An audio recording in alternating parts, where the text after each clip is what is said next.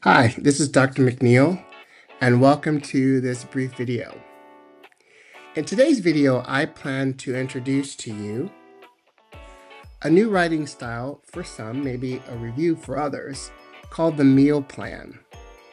The meal plan was created by the writing experts at Duke University, and quite frankly, I think it's one of the most powerful writing tools I've ever adopted, and I'm excited about sharing it with you.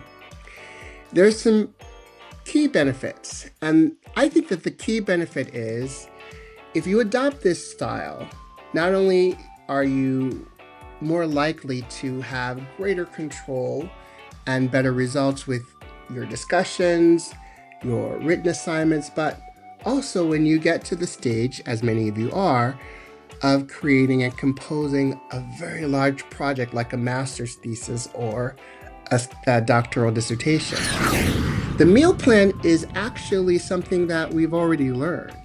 In fact, in the 5th grade is usually when we learn that paragraphs are centered around a central idea. So we start with the thesis of the paragraph. The thesis is just the introductory idea or the controlling idea or the main idea around which the paragraph is going to be based. The second sentence is where you offer some evidence or some proof of the main idea in the thesis.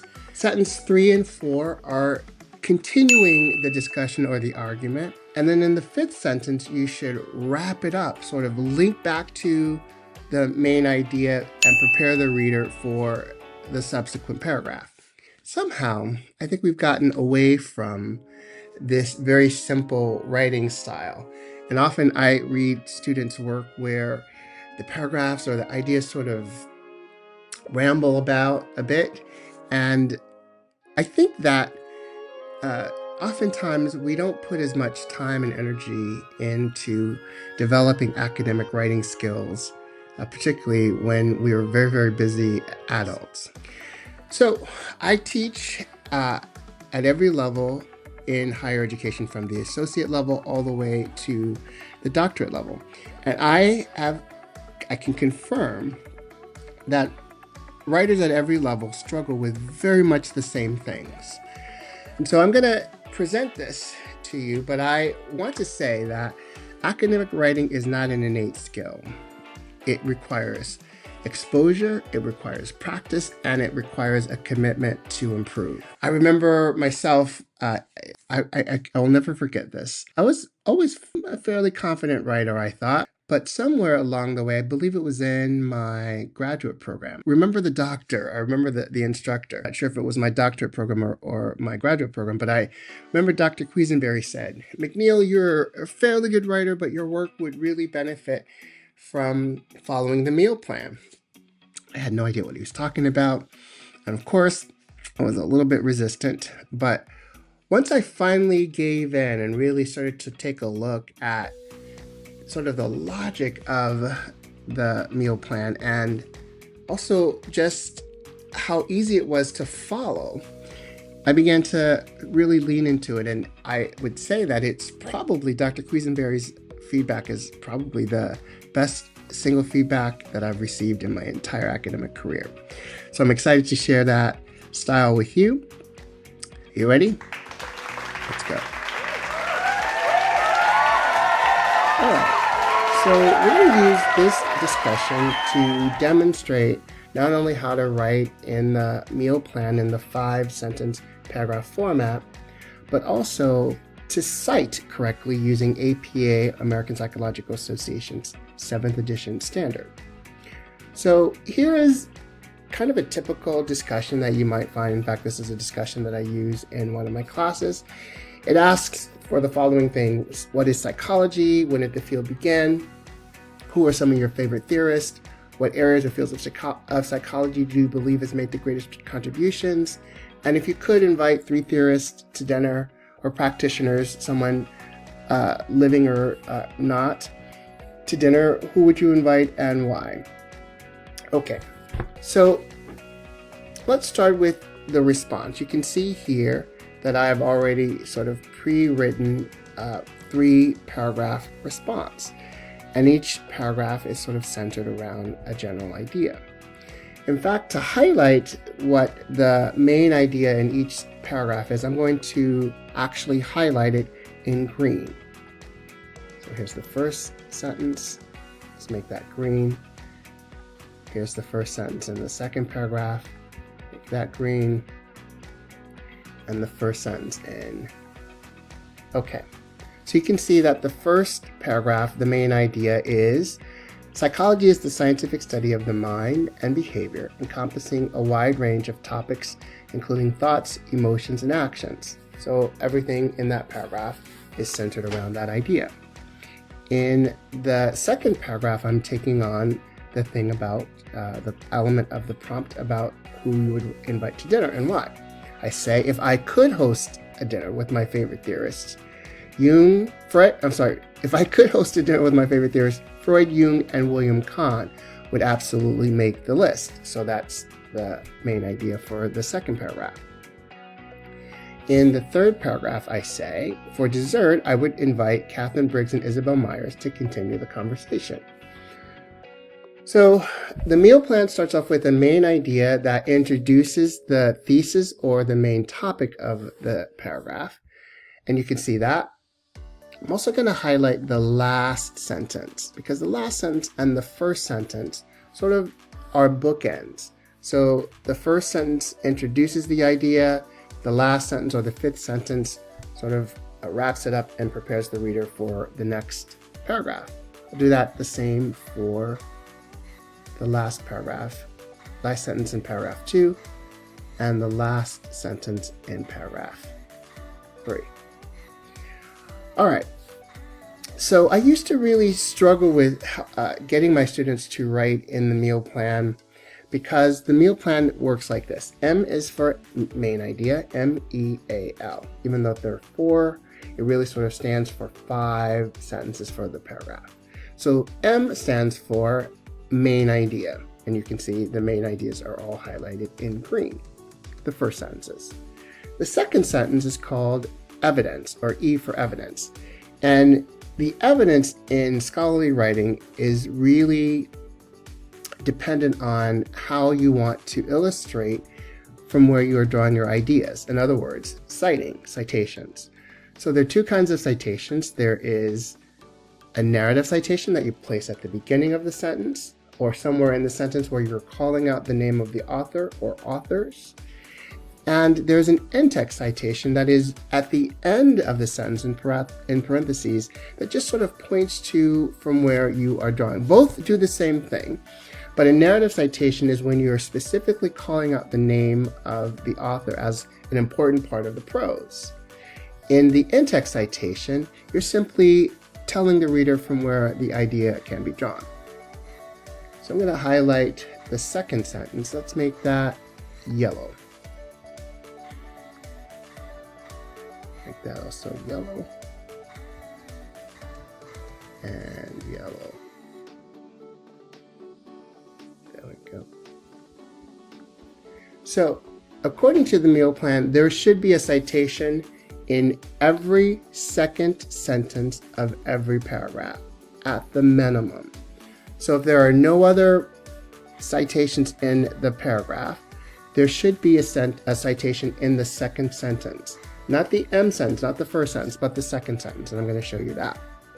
Sentence 3 and 4, depending on what you're doing, might have a citation, might not. Let's make sentence 3 and 4. Here's the third sentence here. Let's make that blue. Make that blue as well, so you can see their connection. And here is the blue sentence here. And the blue sentence there. All right. Again, a blue sentence. And a blue sentence. Okay. So now you can see the outline and this very specific tasks that each sentence must accomplish, or the purpose of each sentence. So all we have to do now is to place in the second sentence in the yellow sentence either a narrative citation or an in-text citation that is connected to primarily the reading assignment for that week. So the textbook or whatever other reading assignment might be posted. If not, then you would go sort of off-road and include peer-reviewed sources or anything that is going to demonstrate that rises to the level of peer-reviewed or evidence-based material. Now, I'm going to show you how very quickly and how easy it is to cite in the American Psychological Association APA 7th edition using a citation manager. And the citation manager that I use is called EndNote. So here I'm going to read again. Sentence 1, psychology is the scientific study of mind and behavior, encompassing a wide range of topics, including thoughts, emotions, and actions. That's the main idea. The evidence, the field seeks to understand how individuals process experiences, interact with others, and adapt to their environments. So I'm going to add an in-text citation at the end. And I'm going to point to, in this citation, the textbook that is assigned to this course. I'll pop over to EndNote, and this textbook was written by Schachter and Associates, Schachter, Gilbert, Knock, and Wegner. So all I have to do in EndNote, or whatever software you might decide to use, is highlight it and sort of pop it in. You can see that it's formatted correctly. In fact, in the 7th edition of APA, when there are 3 or more authors, we use the Latin construction et al., which means for and others. So we always start with the first author or the lead author, Schachter et al. 2023. And what's really kind of interesting is you can see that the system generated this reference, this source reference at the end. All right, so let's keep going. Remember I said sentence 3 and 4, the blue sentences, may or may not have citations. Well, actually, I'm going, this third sentence is, while the roots of psychology can be traced back to ancient philosophical inquiries, it formally emerged as a distinct scientific discipline in 1879 when Wilhelm Wundt established the first experimental psychology lab in Leipzig, Germany. I'm going to add a citation there as well. It's one of my favorite textbooks from my graduate program, written by Goodwin. It's a textbook of history and systems in psychology, and that's one of the first places that I remember learning about Wilhelm Wundt. So I'm going to add that. You can see how it not only added Goodwin, but it added it alphabetically. And I'm also going to cite here in this fourth sentence, this marked a shift from philosophical speculation to empirical investigation, laying the groundwork for psychology as we know it today. And what I'm going to cite for that is the American Psychological Association itself. I'm going to cite this website, part of the website, and I retrieved it October 26, 2023, so it's been a citation in my list of, or library of sources for quite a while. Add it, and again you can see it's been.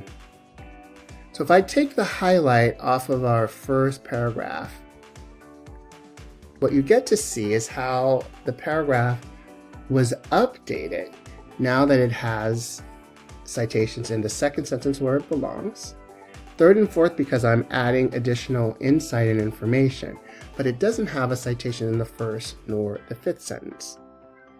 And I'm going to show you, let's move on to paragraph 2. If I could host a dinner with my favorite theorists, Freud, Jung, and William Kahn would absolutely make the guest list. That's my main idea. Here I'm going to use something called a narrative citation. I'm talking about Freud's work here in the second paragraph. In the second sentence of the second paragraph. And I want to highlight Freud's work right here specifically. I'm going to use this time a narrative citation. I'm going to highlight Freud's work from 1898. All right, so what you'll notice here is that EndNote believes that I'm using an end-to-end text citation. I'm going to switch it around. I'm going to tell it that I just really want the year. I'm going to exclude the author. And I'm going to call out Freud in a possessive form. Freud's work in 1989, it's really referencing his work from 1923. Freud's work on the unconscious mind and psychoanalysis would set the stage for a fascinating discussion, while Jung, here I'm talking about Carl Jung, and I'm going to do the same thing for Jung. I'm really speaking about his psychological types in 1923. I'll do the same thing, exclude the author, and just Jung's ideas. Great. Jung's ideas about archetypes and the collective unconscious would provide an intriguing counterpoint. Their debate would bring their differences to life, making the conversation both dynamic and enlightening. I think I noticed something that I want to highlight. Jung and Freud, particularly, let's see, I might have something about Clark University. No. But anyone who is a scholar of psychology will likely know that Jung and Freud famously fell out after a trip to the United States where they both spoke at Clark University. So let's see, I do want to highlight something. Jung on meeting Freud, that's a YouTube video.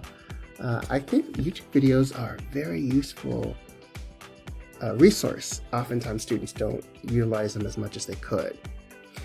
Adding William Kahn into the mix, I'm going to do the same thing with Kahn.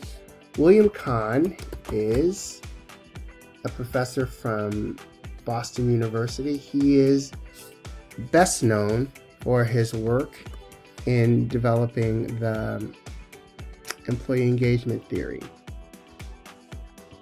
So change that also, exclude the year, and just add his name right there. All right, again, if I take the highlight from our second paragraph, you can see how not only do I have I added citations in the second sentence, I actually have two citations in the second sentence, and they're narrative citation, Freud's and Jung. If we look down in my reference, here you see the reference for Freud, and there's the reference for Jung.